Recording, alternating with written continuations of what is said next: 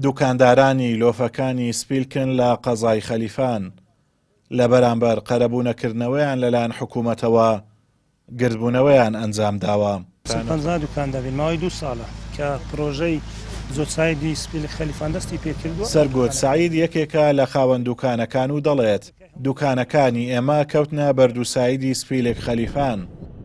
حکوومەت پێش دەستپێکردنی پرۆژەکە بەڵێنی پێداین قەرەبوومان بکاتەوە. بەخوای ژیانەکە قورس بووە لەسەر ئەو کاسبکارانی ساحب دوکانەکانی سپیلک. کەچی خاوەنی بەڵێنی خۆیان نەبوون و قەرەبوومان ناکەنەوە لە کاتێکدا ژیان و گوزەرانمان لەسەر ئەو دوکانە نەبوو.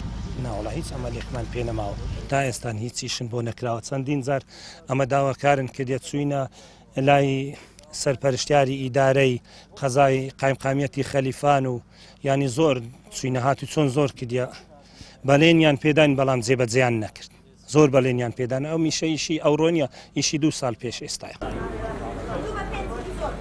بێکارکردنی هاوڵاتیان لەلایەن حکوومەت و نەدۆزینەوەی ڕێگەچارە بۆیان نیشانەی شکستی حکومڕانی دەسەڵاتدارانی هەرێم و بێباچیانە بەرامبەر بە ژیانی هاوڵاتیان.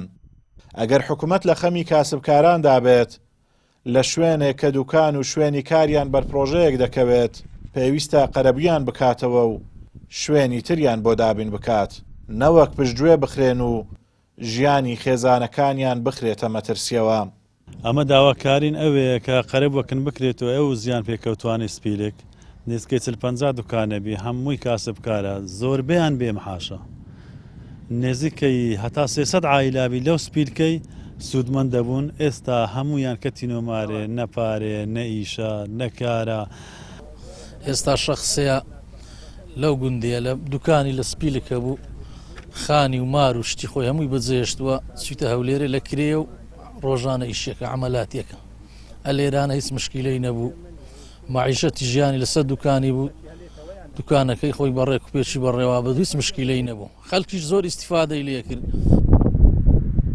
نزیکەی 50 دوکان لە سپیلک کە بژێوی نزیکەی 200 خێزانی لەسەر بوو بەر پرۆژەی ڕێگاوبان کەوتووە و ئێستا خاوەنی دوکانەکان بێکار ماونەتەوە. بەڵام حکوومەت بێباکە بەرامبەریان و وەڵامی داواکاریەکانیان ناداتەوە. ئازادۆمەراوەی کەناڵی ئاسمانی پەیام لۆفەکانی سپیلک لە قەزای خەلیفان.